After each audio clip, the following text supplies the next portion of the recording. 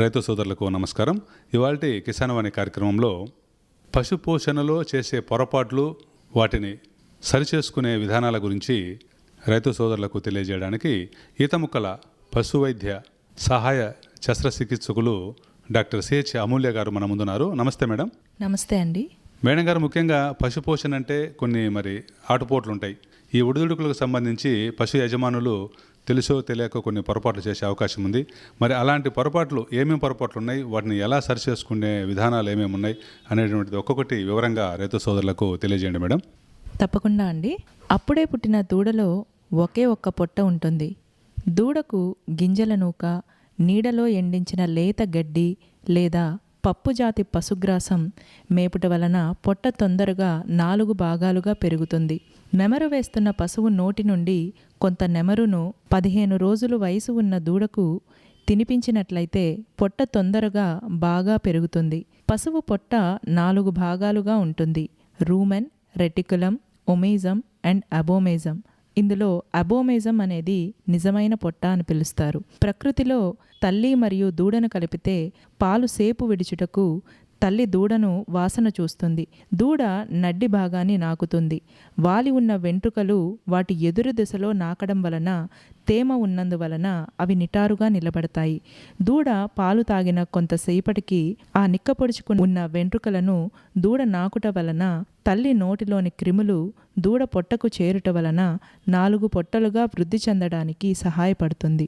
తల్లి విడిచిన మేత లేదా దానాను దూడ తినటం వలన ఈ క్రిములు కూడా దూడ పొట్టను చేరుతాయి. పశువులు శాకాహారులైన వాటి పొట్టలో ఉన్న సూక్ష్మ క్రిములు పశువు తిన్న మేత మరియు దానాను జీర్ణించుకొని కొన్ని పోషక పదార్థాలను వృద్ధి చేస్తాయి.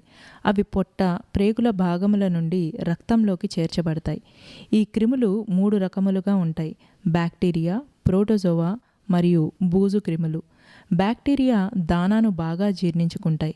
ప్రోటోజోవా మేతలో ఉన్న సెల్యులోజ్ను బాగా జీర్ణించుకుంటాయి. అలాగే బూజు క్రిములు లిగ్నిన్ అంశాన్ని ఎక్కువగా జీర్ణించుకుంటాయి. ఈ క్రిములు 4వ పొట్ట చిన్న ప్రేగులోకి పోయినప్పుడు అక్కడ చనిపోతాయి. ఆ చనిపోయిన సూక్ష్మ క్రిములను పశువు చిన్న పేగులో జీర్ణించుకొని దానిని రక్తములోకి, కాలేయములోకి చేర్చుతుంది. రక్తము నుండి, కాలేయము నుండి శరీరములో వివిధ భాగాల పెరుగుదలకు, వాటి పనులు నిర్వర్తించడానికి, పాలు మరియు మాంసము వృద్ధి చెందుటకు తోడ్పడతాయి. పశువులకు మేత మరియు దానా ఇవ్వడముకు మంచి నేర్పరితనం ఉంటే వాటి లాభాలు సంపాదించవచ్చు. పశుపోషణలో మంచి అవగాహన లేకపోతే పాడి పరిశ్రమ నష్టదాయకమే. పశువులకు తినిపించే మేత మరియు దానాలో జరిగే అవకతవకల వల్ల రూమెన్ మరియు రెటికులంలో మేత పులిసి దాని వలన అయ్యే తప్పులు కొన్నిటిని ఇప్పుడు మనం తెలుసుకుందాం. అందులో మొదటిది ఉన్నపళంగా మేత లేక దానాను మార్పిడి చేయడం. మేత మరియు దానాను జీర్ణించుకోవడానికి కొన్ని రకాల సూక్ష్మ క్రిములు కావాల్సి ఉంటుంది. ఈ క్రిముల మనుగడకు మనం రోజూ కొద్దిగా బెల్లము మరియు సులభంగా జీర్ణము కాగల ప్రోటీన్లను ఇవ్వవలసి ఉంటుంది. కొత్త దానా లేదా మేతను ఉన్నపళంగా మార్పు చేయుట వలన జీర్ణక్రియలో ఇబ్బంది అవుతుంది. కాబట్టి కొత్త దానాను రోజు కొంచెం కొంచెం ఎక్కువ చేస్తూ 1 వారంలో పూర్తిగా మార్చవచ్చు. అలాగే మేత విషయం అయితే 3 నుండి 4 రోజులలో పూర్తిగా మార్పు చేయవచ్చు. ముఖ్యంగా దూడ వేసిన మొదటి వారంలో ఈ తప్పు జరిగితే తర్వాత కనిపించే నష్టము అపారంగా ఉంటుంది. ఇలా ఉన్నపళంగా మేతను మార్చినప్పుడు మనం పశువులో చూసే లక్షణాలు: మేత సరిగ్గా మేయకపోవడం, దానాను తినకపోవడం, పాల దిగుబడి, వెన్న శాతము తగ్గడం, నెమరు వేయకపోవడం, శరీర జీవకణముల రసాయనిక క్రియలో అలజడి అయ్యి విరోచనాలు అవ్వచ్చు, విషపూరితమైన మత్తు కలగవచ్చు, మూత్రములో ఎసిటోన్ పదార్థము ఎక్కువగా ఉంటుంది. ఓకే మేడం గారు, పశు పోషణలో చేసే పొరపాట్ల గురించి మనం ఇప్పుడు రైతు సోదరులకు అందిస్తున్నాం వివరాలు, ఆ సరిచేసుకునేటువంటి విధానాలు. ఇందులోనే పొరపాటు చెప్పుకున్నాము, ఆ నివారణ చర్యలు కూడా రైతు సోదరులకు తెలియజేయండి మేడం. తప్పకుండా అండి. మేత లేదా దానా మార్పిడిని నిదానంగా చేయాలి. ఈనబోయే పశువుకు 7 నుండి 10 రోజుల ముందుగా రోజుకి 1 లేదా 2 కేజీల వరకు సులభంగా జీర్ణించుకోగల ప్రోటీన్లు అంటే వేరుశనగ పిండి లాంటివి 200 గ్రాముల బెల్లము ఇవ్వవలెను. ఈ రెండిటిని రోజుకి కొద్దిగా ఎక్కువ చేసుకుంటూ పోవాలి. పశుపోషకులు చేసే ఇంకొక పొరపాటు మేత మరియు దానాలో చక్కెర మరియు ప్రోటీన్లు తక్కువగా ఉండే ఆహారం ఇవ్వడం. ఎక్కువ ముదిరిన మేత లేదా వానలో నాని బూజు పట్టిన మేత, భూమిలోని ఫాస్ఫరస్ తక్కువ ఉన్న నేలలో పండించిన గడ్డి, వీటిలో చక్కెర, ఫాస్ఫరస్ మరియు ప్రోటీన్లు అనేవి తక్కువగా ఉంటాయి. ఈ మేతలు తినిపించటం వలన పశువు బలహీనంగా కనిపిస్తుంది. పాల దిగుబడి మరియు దాని నాణ్యత కూడా తగ్గుతుంది. దీనిని పశుపోషకులు సరిచేసే విధానము వేరే పశువు నెమరుని లేదా లైవ్ ఈస్ట్ని తినిపించాలి. కొద్దిగా బెల్లం తినిపించడం వల్ల కూడా ఇది సరి అవుతుంది. లేదా పశువైద్యుల్ని సంప్రదించినట్లయితే వాళ్ళు విటమిన్ ఇంజెక్షన్ లాంటివి ఇస్తారు. లేదా సోడియం యాసిడ్ ఫాస్ఫేట్ అనే మందు ఉన్న ఇంజెక్షన్లు కూడా వాడతారు. పశుపోషకులు మేత విషయంలో చేసే మూడవ పొరపాటు దానాలో ఎక్కువ ప్రోటీన్లు మరియు తక్కువ చక్కెర ఉండే ఆహారం ఇవ్వడం. ఇలా పెట్టిన పశువులో మనం చూసే లక్షణాలు మేత తినకపోవడం, నెమరు వేయకపోవడం, పొట్ట ఉబ్బి ఉండడం, కొంచెం కొంచెంగా పారడం, పాల దిగుబడి వెన్న శాతము తగ్గడం, సరిగ్గా నడవక పడిపోయి పశువు కాళ్ళు చాచి పడుకోవడం చూడవచ్చు. పొట్ట విపరీతంగా ఉబ్బడం వలన శ్వాస కూడా సరిగ్గా ఆడకపోవచ్చు. పశువైద్యులు పొట్ట నుండి సూది వేసి సిరంజ్ సహాయంతో రూమెన్ ఫ్లూయిడ్ని కలెక్ట్ చేసినట్లయితే అది సారాయి వాసన రావచ్చు. ఎక్కువ ప్రోటీన్లు ఇస్తే దాని pH 8.5 వరకు ఉంటుంది. దీనిని సరిచేసే విధానము 2.5% వెనిగర్ను 1 నుండి 2 లీటర్లు తాగించాలి. లేదా 250 గ్రాముల చింతపండు పులుసును 1 లీటర్ నీళ్లల్లో కలిపి గుజ్జు చేసి తాగించాలి. లేదా రాగి లేదా జొన్న అంబలిని స్టమక్ ట్యూబ్ ద్వారా పొట్ట లోపలికి పశువైద్యుల సహాయంతో చేయించాలి. పశువైద్యులు కాల్షియం, మెగ్నీషియం ఉన్న ఇంజెక్షన్లను రక్తనాళాలకి ఎక్కిస్తారు. పశువైద్యులు నార్మల్ సెలైన్ లేదా రింగర్స్ సొల్యూషన్ను రక్తనాళాలకి ఎక్కిస్తారు. లేదా సోడియం ప్రొపియోనేట్ 50 గ్రాముల మోతాదులో రోజుకి 2 సార్లు ఇస్తారు. సులభంగా జీర్ణించుకొనుటకు గింజల నూక, బెల్లము ఇవ్వమని సలహా ఇస్తారు. గడ్డిలో రోడ్స్ గడ్డి లేదా గరిక గడ్డిని ఇవ్వమని సలహా ఇస్తారు. అలాగే పశుపోషకులు చేసే 4వ పొరపాటు ప్రోటీన్లు లేని సులభంగా జీర్ణం చేసుకునే పిండి పదార్థాలని తినిపించడం. దీని దుష్పరిణామాలు 3 రకాలుగా ఉంటాయి. అందులో మొదటిది పొట్ట తొందరగా పులవడం. దీన్నే మనం టెక్నికల్గా అక్యూట్ రూమినల్ ఎసిడోసిస్ అని అంటాము. శుభకార్యముల సందర్భములలో ఉడికించిన బియ్యమును, వాచిన గంజిని ఎక్కువగా తాగుట వలన లేదా మిగిలిపోయిన అన్నమును, తీపి పదార్థములను ఎక్కువగా తినుట వలన ఈ అక్యూట్ రూమెన్ అసిడోసిస్ అనేది వస్తుంది. దీనిలో పశువులో మనం చూసే లక్షణాలు మేత తినకపోవడం, నెమరు వేయకపోవడం, పాల దిగుబడి 15 లీటర్లు ఇచ్చే పశువు కూడా కేవలం 1 లీటర్కి పడిపోవడం, పొట్ట నొప్పిగా ఉండడం, పారడం, పొట్ట బిగుసుగా ఉబ్బరించినట్లు ఉండడం, పడుకున్న పశువు లేవలేకపోవడం, పొట్టలోని నెమరు రుసుము సూది లేదా సిరంజ్ సహాయంతో ఆ రూమెన్ ఫ్లూయిడ్ మనం పరీక్ష చేసినట్లయితే pH 5 లోపలికి ఉంటుంది. ఆ ద్రవము బూడిద రంగు పాల మాదిరిగా ఉంటుంది. తక్షణం సరైన చికిత్స అందకపోతే పశువు చనిపోతుంది. దీన్ని సరిచేసే విధానం పొట్ట బాగా ఉబ్బరించి ఉంటే, శ్వాస ఆడడం కష్టంగా ఉండి పశువు పడుకొని ఉంటే పశువైద్యులు ఎడమవైపు డొక్కలో ట్రోకర్ అండ్ క్యాన్యులా సహాయంతో పొట్టకు రంధ్రం చేసి లోపల ఉన్న గాలిని బయటికి తీస్తారు. గాలిని తీసిన తరువాత పొట్టలోనికి మళ్ళీ పొట్ట ఉబ్బరం రాకుండా ఉండే మందులను ఎక్కిస్తారు. అట్లాగే 200 నుండి 300 గ్రాముల వంట సోడాను, దానికి తోడుగా మెగ్నీషియం హైడ్రాక్సైడ్ను లేదా మెగ్నీషియం ఆక్సైడ్ను లేదా మెగ్నీషియం కార్బనేట్ను నోటి ద్వారా ఇస్తారు. ఈ పొరపాటులో మనం చూసే 2వ రకము దీర్ఘకాలికంగా పొట్ట పులిసి ఉండడం. అంటే టెక్నికల్గా దాన్ని క్రానిక్ లేటెంట్ ఎసిడోసిస్ అని అంటారు.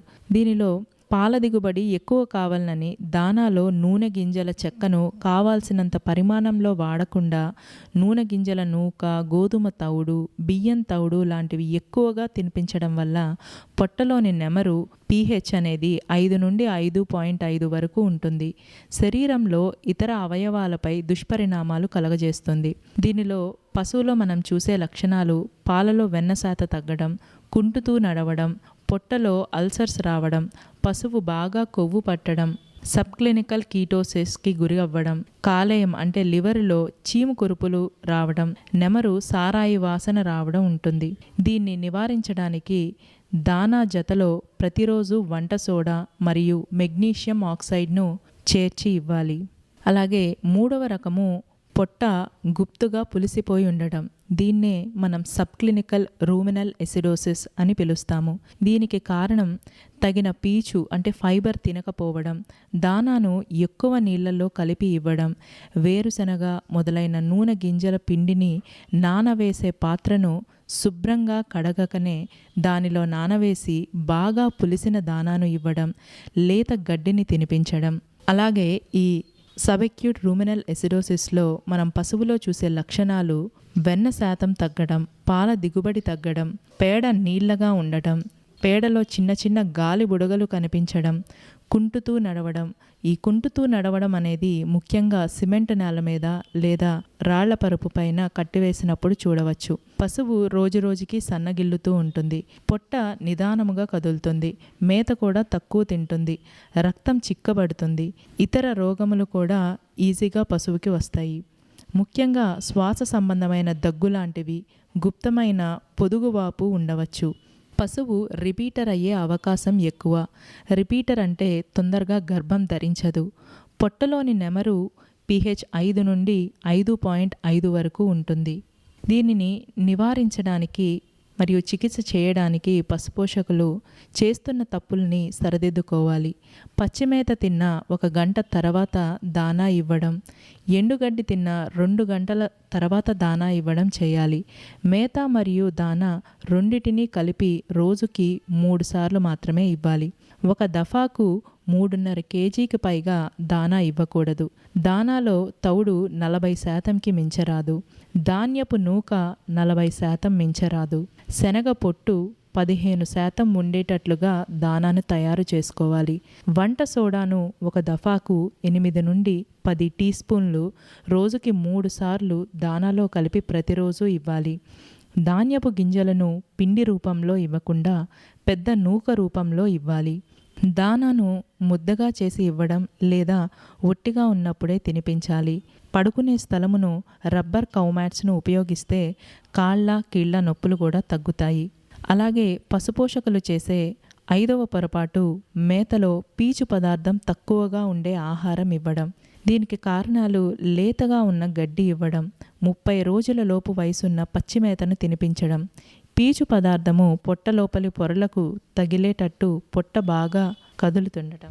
ఇందులో మనం పశువులో చూసే లక్షణాలు పొట్ట సరిగ్గా కదలకపోవడం, సరిగ్గా నెమరు వేయకుండా ఉండడం, పొట్టలో ఉత్పత్తి అయ్యే గాలి నెమరు వేసేదానికి మునుపు పూర్తిగా వెలుపలికి పోనందువలన అప్పుడప్పుడు పొట్ట సుమారుగా ఉబ్బరించుతూ ఉండడం, మేత సరిగ్గా తినవు, కర్రను కొరికే ప్రయత్నం కూడా చేస్తూ ఉంటాయి, పాలల్లో వెన్న శాతం తగ్గిపోతూ ఉంటుంది.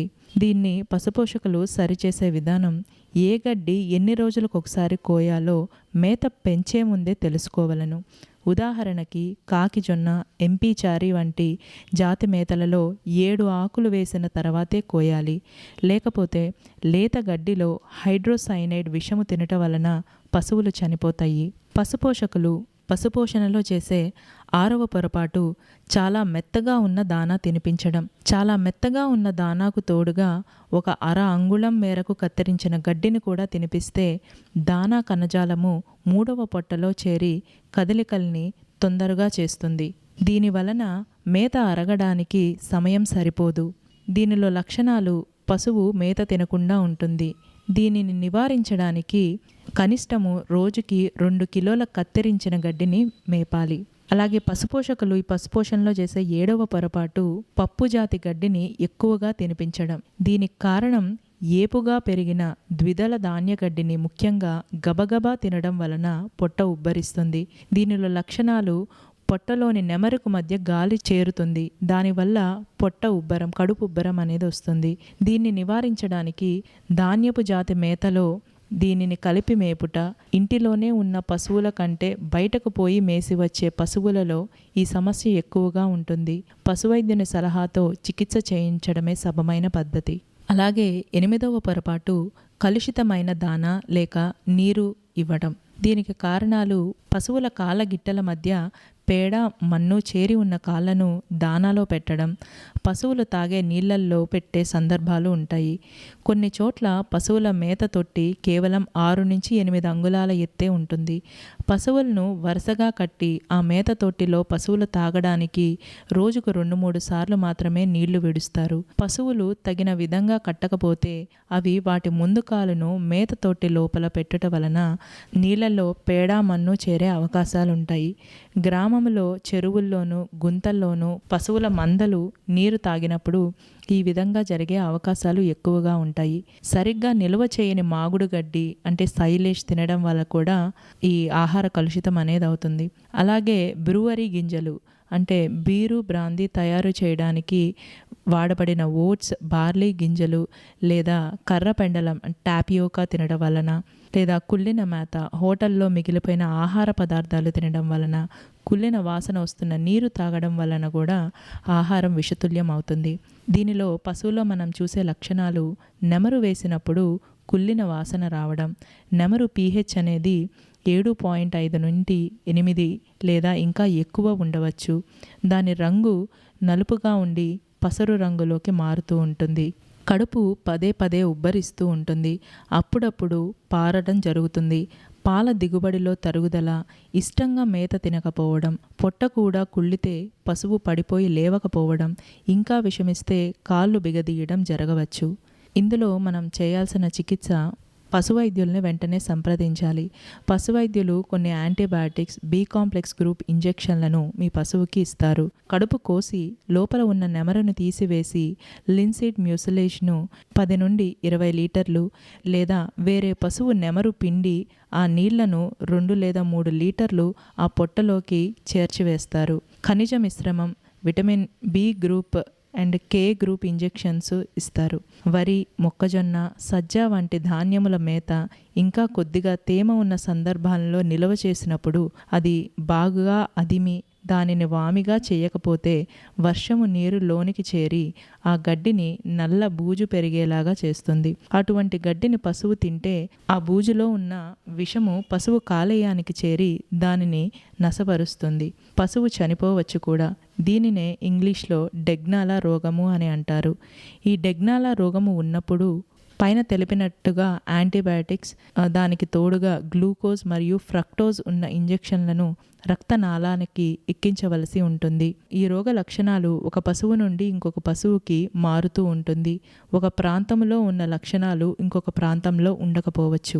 అలాగే పశుపోషకులు చేసే మరొక పొరపాటు ఎక్కువ నూనెను సేవించటం. దీనికి కారణాలు పశువు తినే దానాలో మరియు మేతలో నూనె పదార్థము అంటే ఫ్యాట్ అన్నది 6% కన్నా మించకూడదు. పొట్ట ఉబ్బరించినప్పుడు ఒక రోజులో 2 నుండి 3 సార్లు 100 నుండి 150 మిల్లీలీటర్ల నూనె తాగించవచ్చు. ఒక రోజు మాత్రమే ఈ చికిత్స చేయాల్సి ఉంటుంది. దీనికి బదులుగా ఒకేసారి 1/2 లీటర్ నూనెను తాగిస్తారు. కొన్ని సందర్భాలలో రోజుకు 2 సార్లు లేదా 2-3 రోజులు ఇస్తారు. ఈ 2 తప్పుల్ని జరగకుండా చూసుకోవాలి. ఈ నూనెను తాగించే సమయంలో 30 నుండి 50 ml నూనెను ఒక దఫాకి తాగించాలి. ఎక్కువ తాగించిన దానివల్ల ఆ నూనె శ్వాసకోశంలోకి పోయే అవకాశాలు ఉండి పశువు చనిపోతుంది. దీనికి చికిత్స పశువైద్యుణ్ణి సంప్రదించినప్పుడు పొట్ట కోసి లోపల ఉన్న నెమరును తీసివేసి వేరే పశువు లేదా గొర్రెల పొట్టలోని నెమరును ఆ పొట్టలోకి నింపుతారు. ఓకే మేడం గారు, మరి పశు పోషణలో చేసే పొరపాట్లు, వాటి లక్షణాలు, వాటి నివారణ చర్యలు మరి పశు యజమానులకు చాలా చక్కగా వివరించారు. ఈతముక్కల పశువైద్య సహాయ శస్త్రచికిత్సా నిపుణులు డాక్టర్ సిహెచ్ అమూల్య గారు. ధన్యవాదాలు మేడం. ధన్యవాదాలండి.